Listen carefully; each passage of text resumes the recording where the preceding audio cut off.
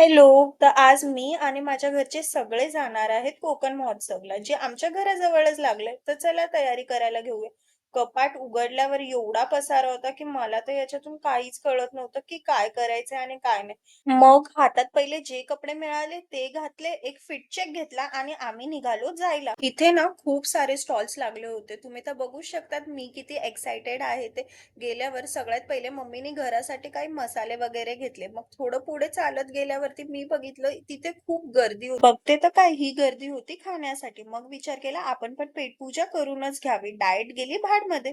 मग माझ्या याच महान विचारांसोबत इथे असलेले प्रत्येक आयटम आम्ही एकेकाने ट्राय केले. खरं सांगू तर इकडचे सगळेच आयटम चांगले होते असं नाही. काही चांगले होते तर काही खूप ॲव्हरेज पण. 2 मिनिटं कुठे दुसरीकडे काय गेली तर ह्या दोघी बघा कसं लपून-लपून मोदक खातायत. आणि हे भाऊ-बहिणींचं प्रेम तुम्हाला फक्त ऑन कॅमेराच बघायला मिळू शकतं. कारण की ऑफ कॅमेरा तर आमचे फक्त दिवसभर भांडणच होत राहतात. मग असंच टाईमपास करता-करता फायनली आमची डिश आमच्या जवळ आली. आम्ही लोकांनी सगळ्यांनी पोटभर जेवून घेतलं. किती दिवसानंतर आम्ही असं बाहेर निघालो. बाहेर जेवलो, संगते टाईम स्पेंड केला. खूप मजा आली. मजेच्या चक्करमुळे ना माझी आज खूप ओव्हर ईटिंग झाली. इतकी की येताना मला सोडा घ्यायची गरज पडली. चला बाय, भेटूया पुढच्या